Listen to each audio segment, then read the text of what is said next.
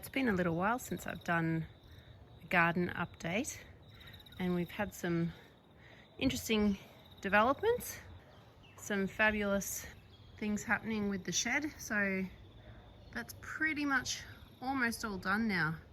Doesn't it look great? So this room here is like a gym, and then that end is my little woodworking and garden shed. What a life.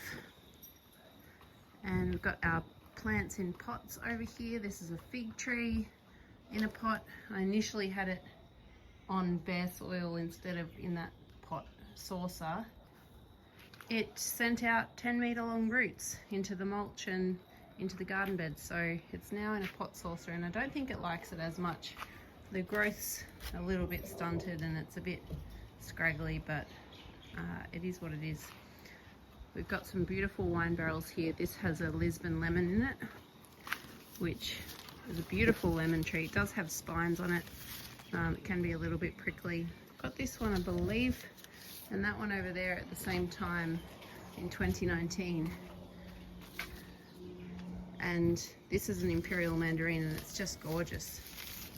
Planted some seaside daisies underneath, and here you can see I just put a little bit of flexible wire with some U-shaped stakes to hold it down to stop the birds from kicking all the pea straw out, and that keeps it happy. Citrus are apparently quite finicky when you plant stuff around the base of them, but I've never had an issue with growing poppies and other flowers in my citrus pots. They've done quite well, so I'm just seeing how the daisies go in there, and if need be I'll rip them out, but they look really healthy. I think you just probably need to feed them, because make sure you're feeding them enough, because citrus are pretty hungry. This here is a Tahitian lime. It's had a bit of damage from what is it, this citrus leaf miner. You can see a good example of it there. Lawn's looking really good. Now, speaking of new developments, something really exciting. Come here. Daisy, Daisy, come on. Look at this little girl. What a sweetie. Good girl. Stay there. Come on, Daisy. Good girl, sit. Yeah, she's a good puppy. She's a good puppy. She's a good puppy. Yeah, we got this little girl, Daisy. Our old girl, Annie, sadly passed away a couple of months ago. And she was genuinely such a wonderful dog.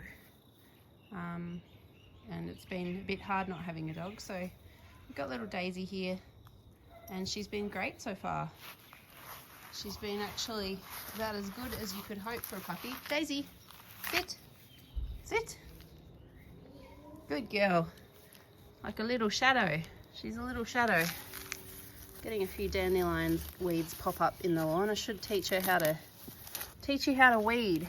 That would be good, wouldn't it? That would be handy. And over here, I'm growing a few different types of everlasting daisy. There's 4 different varieties. There's a copper variety, a pink, a silver, and something else, an orange, I believe. And it's interesting, I think this copper, these ones here are copper, and then the ones on the ends are like the pink and the silver, and they haven't germinated anywhere near as well. So I'm just going to keep them in there and see how they go. Fruit trees are doing well, looking healthy, starting to drop their leaves a little bit. Peach tree is looking extremely healthy. My quince is doing well. Now I've just put bricks around here because I do a lot of chop and drop, all this stuff here, grass clippings, etc. That's a blueberry plant. It all just gets chucked into these beds, and so over time it kind of makes a mound, and I don't want that coming in and causing collar rot on the base of my trees.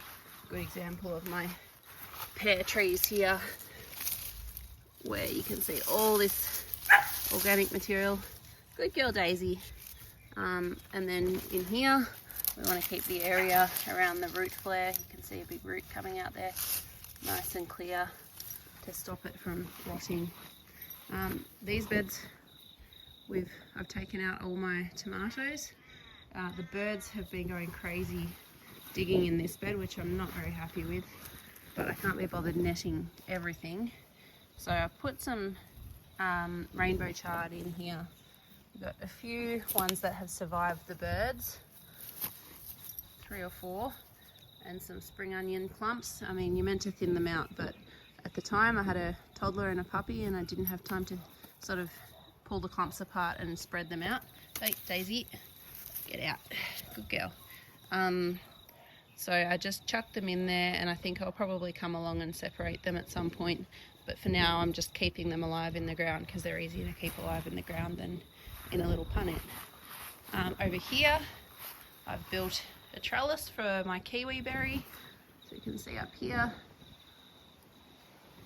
got some balustrating material and just built a trellis that's just high enough for me to reach. So plenty of headroom clearance.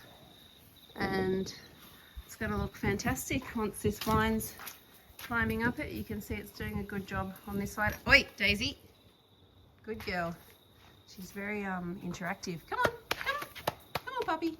Good girl. Sit. Daisy. Sit. Good girl. Good doggy. You're a good doggy. Here we've got mint in a pot, and this is a sylvanberry that I had planted elsewhere in my garden. This was a runner that it sent out, and I'm just keeping it alive because it's a beautiful berry, really delicious and prolific, but it's quite invasive, and I'm hoping to plant it somewhere where it's not going to get into the neighbour's yard. Here I've built some little netting enclosures for my winter veggies and brassicas. I'm hoping this netting is enough to keep the cabbage moth butterfly. So far it seems to have done a good job. It's actually my bird netting off my fruit trees, but yeah, so far it seems to be keeping out the butterflies. And essentially I just put some star stakes in, and I've got this PVC pipe and cable tied it on, very rudimentary, and then I've just got some bamboo along the top. Again, lots of cable ties, very rudimentary, but it does the job. And then I've just draped my netting over, and I've got some stainless steel pegs, and I just peg it onto the edges of the garden bed. And in here we've got, at the back, Tuscan kale. I actually grew some over summer and it did really well, so I'll be interested to know if it's kind of a year-round thing. We've got some broccoli at the front. These are dwarfing broccoli, and then in the middle, to give it a bit more space, we've got some cauliflower. Then we've got a beautiful, check out this purple salvia. It's just gorgeous. You can see along that back wall that passion fruit is just going bananas. So at the end of winter, I'll give it a really good trim back. It's actually got a flower on it, look at that. Look at that, anyway. And a few more flower buds too. Interesting. Over here, we've got a pumpkin which is taking over. This one was really slow to start. I started at the same time as these pumpkin plants, but it just kind of really took its time getting started, and now it's everywhere. So I'm not sure if it's too late for it to actually start producing pumpkins, but we'll see how we go with it. And this basil is magnificent. I've made so much pesto, and now it's just flowering, and it smells gorgeous. The bees love it. You can still eat it. I actually don't mind the taste of the flowers in food. Down here in the mulch we've got some dill. It looks like popping up, which is great. I love dill. I actually had some dill in my herb beds, and when it all went to seed, I walked around the garden and shook it in amongst all this mulch, hoping that I'd get some seedlings popping up, and same with coriander as well. And here, cucumbers. We had a pumpkin over here which has died, and I've got to pick these pumpkins soon. More basil, lots more basil. Look at all that beautiful basil. It just smells so wonderful. Lots of these little cucamelons. They kind of got a second wind. Hey Daisy, do you want a cucamelon? Good girl. Can you give it a go?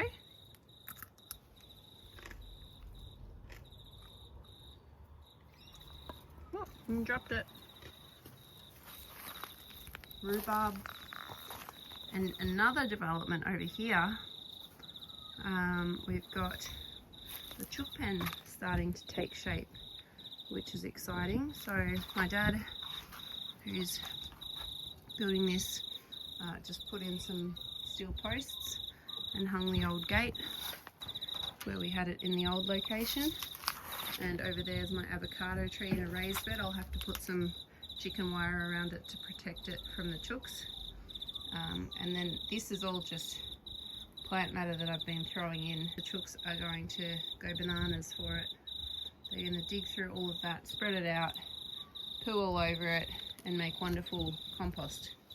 I like to chuck a whole lot of wood chips in the bottom of the pen as well, to sort of soak up a lot of the nitrogen in their manure and stop it from stinking. So yeah, this is the chook pen, chicken coop. There's my plum tree. This is another sort of espalier setup I've got along the back. It's a plum tree. I believe this one's either a satsuma or a, yes, it's a satsuma. I knew it was a Japanese type blood plum. Yeah, and underneath more daisies. This is passion fruit rootstock, which I'm battling against at the moment. I'll probably lay down some cardboard and try and smother it at some point, but for now I'm just pulling it up. Oh, cucumber. Beautiful little cucumber. They're such a good snack. And here I've got persimmon, which I bought as a bare root tree, which the pumpkin's trying to attack at the moment. You can see the graft area.